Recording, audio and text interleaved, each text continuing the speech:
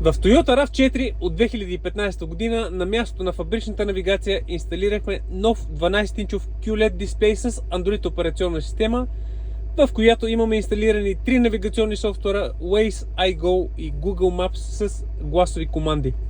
При инсталация на нова мултимедия в това поколение Toyota запазваме образа от фабричната задна камера, бутоните от волан функционират, USB слота долу също работи.